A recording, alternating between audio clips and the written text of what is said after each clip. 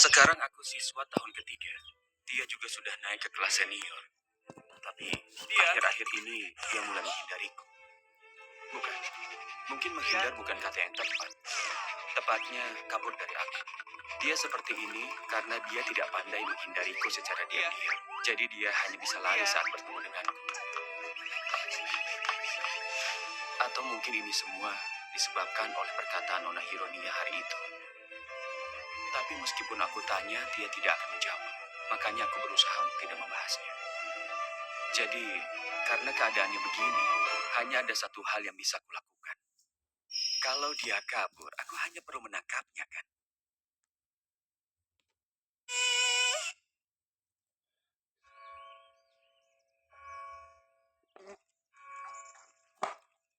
Iya.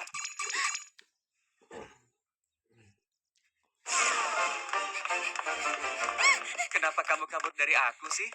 Sekarang, aku tinggal menggiring dia dari belakang. Iya. Dia. Dia. Dia. Dia. Dia. Jangan begini, Tia. Kalau kabur ke taman belakang yang sepi begini, Ini gerakan legendaris. Kabedon.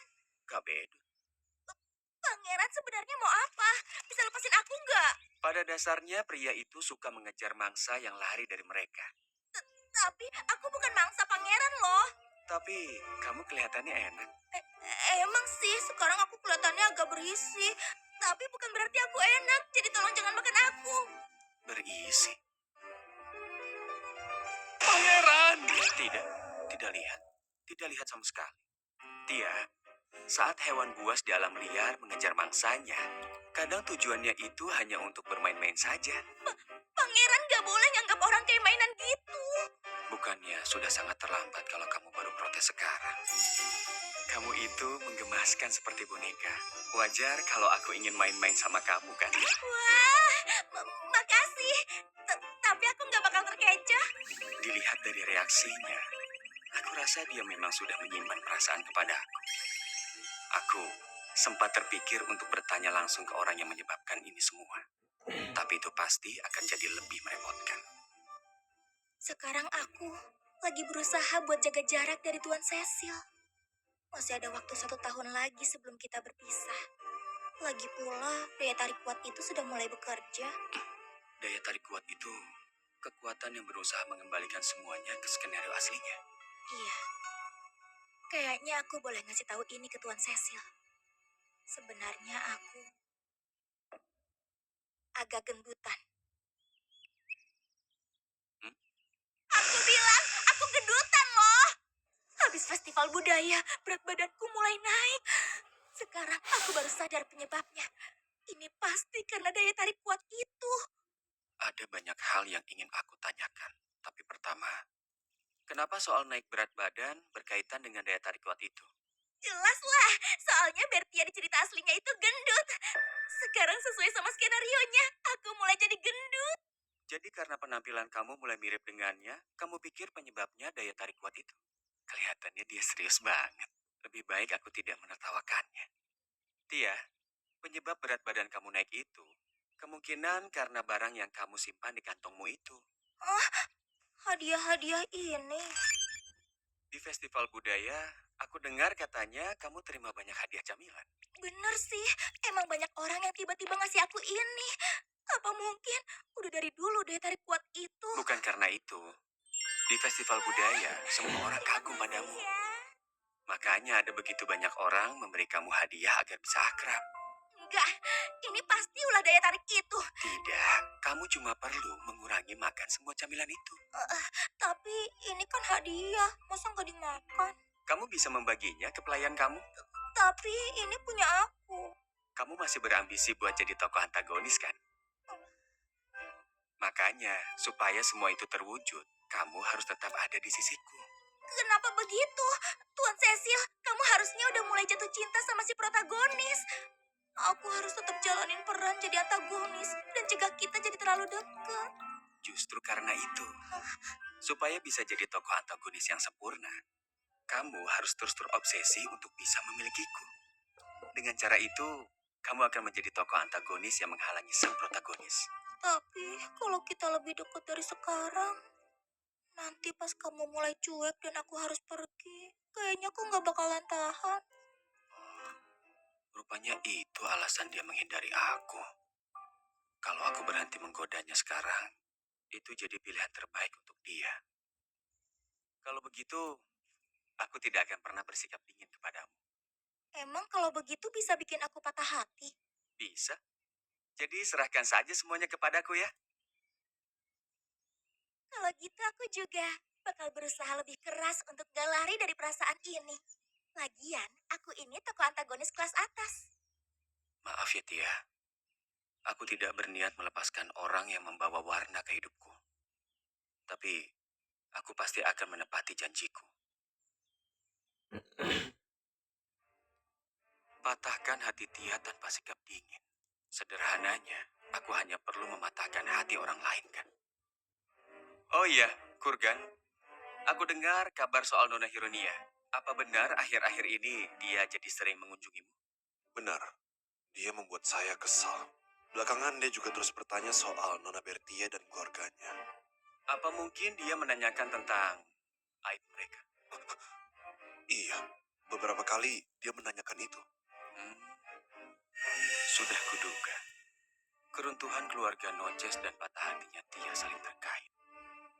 Ada apa sih? Lagi ngerencanain sesuatu yang seru ya?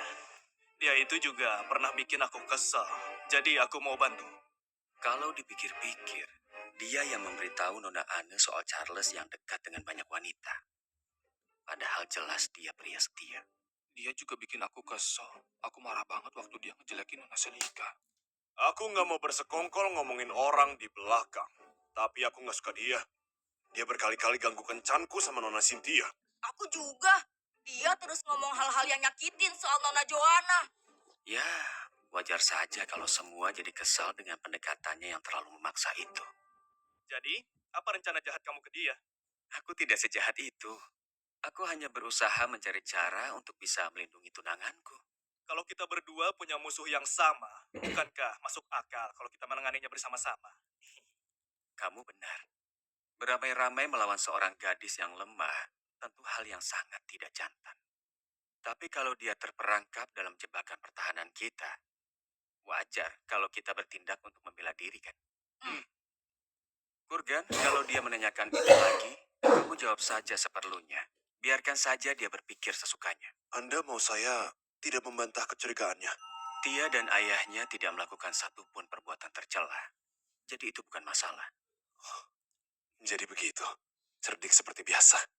Kalau Tia patah hati saat pesta kelulusan, artinya itu waktu yang paling mungkin untuk Hironia bertindak. Sekarang, aku penasaran akan seperti apa nantinya. Alasan Tia berusaha menyatukanku dengan sang protagonis tentu saja ada kaitannya denganku. Kemungkinan terbesarnya karena aku dari keluarga kerajaan. Atau mungkin juga jawabannya berasal dari informasi mulut ke mulut yang diwariskan antar raja. Jarang sekali kamu minta bertemu dengan ayah secara langsung, Cecil. Maaf sudah mengganggu kesibukan ayah. Aku akan langsung bertanya, apa ayah tahu sesuatu tentang yang namanya gadis takdir? Tumben kamu menanyakan topik yang sangat romantis. Itu frasa yang kutemukan saat aku mempelajari topik yang menurutku menarik. Sepertinya berkaitan dengan keluarga kerajaan. Jadi mungkin ayah tahu sesuatu.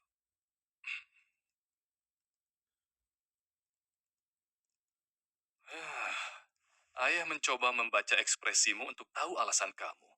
Tapi senyummu itu sulit diartikan. Sebenarnya ada seseorang yang meramalkan semua ini. Aku diberitahu kalau ada seorang gadis takdir yang akan menguasai hatiku. Maaf ya, tapi ayah juga tidak tahu. Banyak legenda tentang keluarga kerajaan dan gadis suci atau gadis pejuang. Tapi yang kamu maksud tidak ada. Apa itu benar? Ya, itu benar. Tapi ayah tidak mungkin berbohong kan? Begitu ya? Berarti semua itu hanya omong kosong belaka. Tumben kamu berhenti bertanya. Tapi kamu kelihatannya sangat tertarik dengan ramalan ini. Jadi ini adalah ramalan yang tidak masuk akal. Tapi dia mengaku gadis takdirmu kan? Bagiku, sudah ada Bertia sebagai tunanganku. Kenapa ayah sangat terkejut? Bukannya ayah yang mengaturnya? Begitu ya. Kamu benar sekali. Baiklah, Cecil. Ada apa? Apa kamu senang dengan hidupmu sekarang? Ya, cukup menyenangkan. Berkat kehadiran tunanganku yang selalu ada untuk menghiburku. Ayah senang mendengarnya. Berarti ayah tidak salah saat memilih seorang gadis sebagai calon pengantinmu. Kenapa ini? Kenapa perasaanku tidak enak? Sepertinya ini saatnya aku bilang kalau ayah memang yang terbaik. Ayah tidak akan keberatan kalau terus dipuji. Kalau begitu, aku sebaiknya pamit. Cecil, kamu anak yang cerdas dan ayah sangat bangga. Tapi ayah tahu kamu pasti punya masalah sendiri. Ayah mungkin terlihat kurang bisa diandalkan. Tapi saat kamu kesulitan, bicaralah pada ayah. Tentu, kalau ada apa-apa, aku akan mengandalkan ayah. Jadi, tolong bersiaplah. Kata-kata ayah tadi membuatku menjadi sangat lega. Aku tidak sadar. Di dalam hatiku, aku merasakan perasaan cemas yang belum pernah kurasakan sebelumnya. Harusnya tidak ada masalah dengan skenario yang aku rencanakan. Persiapannya sempurna. Tapi sekarang, aku ini payah. Terima kasih banyak, ayah. Upacara kelulusanku sudah tinggal 3 bulan lagi. Tia, kamu mau pakai gaun warna apa untuk pesta kelulusanku? Gaun untuk pesta kelulusan ya? Untuk yang sudah bertunangan, mereka diwajibkan membawa pasangan. Jadi aku ingin memberimu hadiah gaun. Tapi harusnya gaun itu untuk sang protagonis, bukan aku. Tia, aku mengajakmu karena kamu adalah pasanganku. Aduh, kamu itu ya. Ini buruk. Belakangan ini emosiku sedang tidak stabil. Semua tindakan yang dia lakukan tanpa sadar membuatku resah. Kue ini ternyata enak juga ya. Mau jalan-jalan? Aku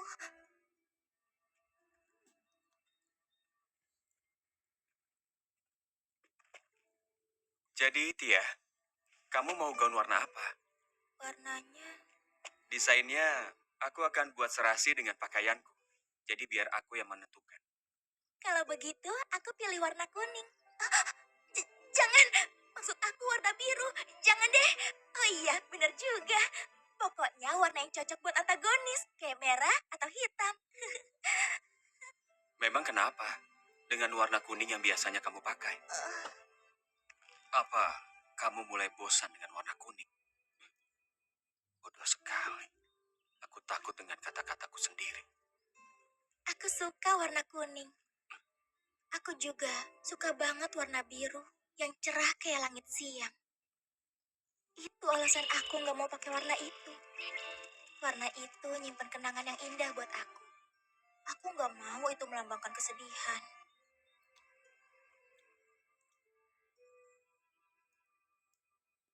Dengar, Tia.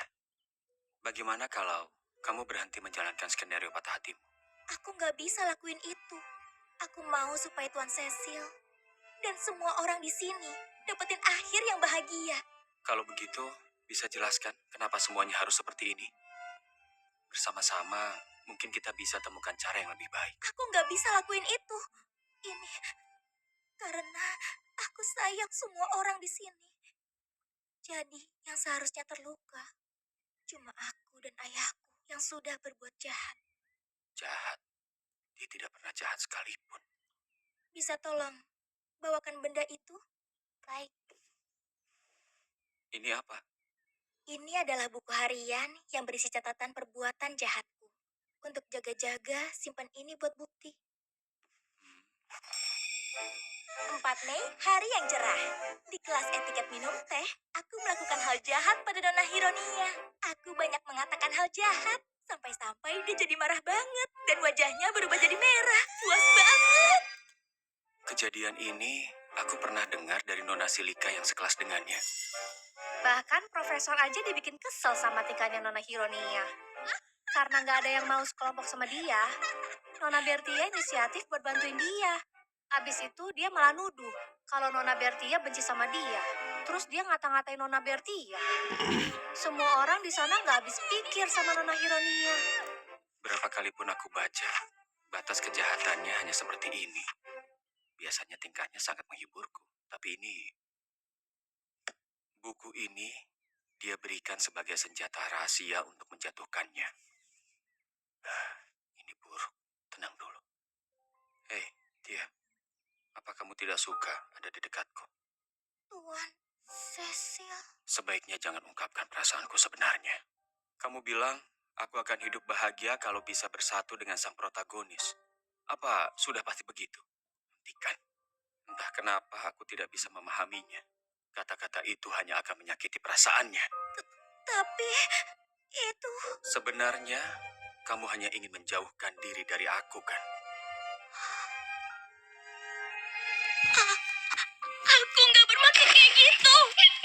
Lalu kenapa kamu terus menghindar? Aku bukan mau menghindar. Tuan Cecil itu berharga banget buat aku. Hei, Tia. Menurutmu apa yang membuatku bahagia? Sudah pasti. Bersatu dengan sang protagonis. Aku muak. Ini pertama kalinya sejak lahir. Aku merasa sangat benci kepada seseorang. Kenapa kamu masih saja percaya pada omong kosong itu? Karena aku tahu takdir yang menanti Tuan Cecil. Apa itu benar-benar takdirku?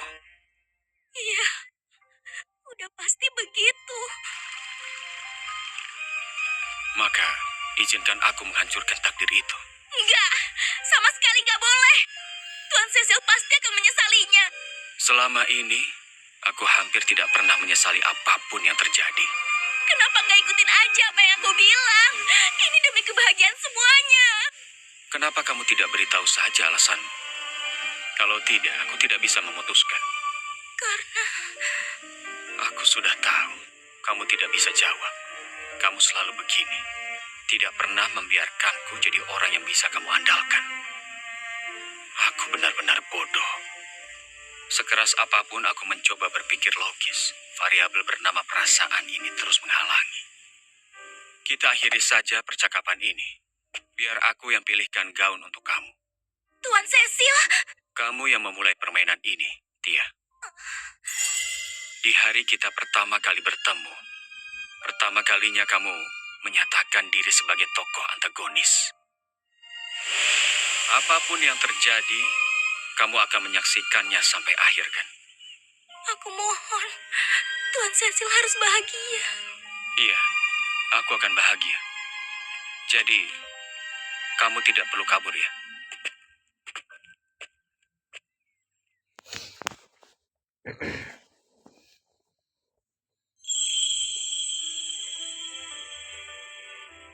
Kamu terlihat cantik, Tia. Ternyata gaunnya sangat cocok. Upacara kelulusan selesai, dan sekarang kami menunggu masuk aula. Para pelayannya mengatakan, setelah berpikir panjang, dia memutuskan memakai gaunnya. Tuan Cecil, hari ini Acaranya akan segera dimulai. Saat aku naik ke panggung, kamu mungkin akan kesepian. Tunggu aku ya. Aku tidak mau dengar ocehan yang hanya membuat kita menjauh. Tenang saja. Malam ini akan kuhancurkan semua masa depan yang membuat kamu sedih. Jadi, tolong, jangan buat perasaanku jadi tambah kacau. Pangeran, silahkan bersiap memasuki aula.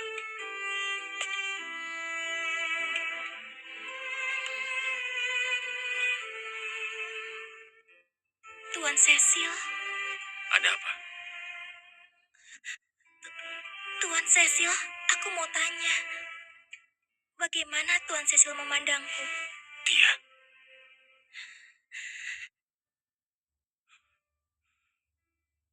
Menurutku, kamu itu sangat menggemaskan. Sampai-sampai Para wisudawan, silahkan masuk. nanti saja kita bahas lagi. Tuan Cecil, terima kasih banyak atas semuanya.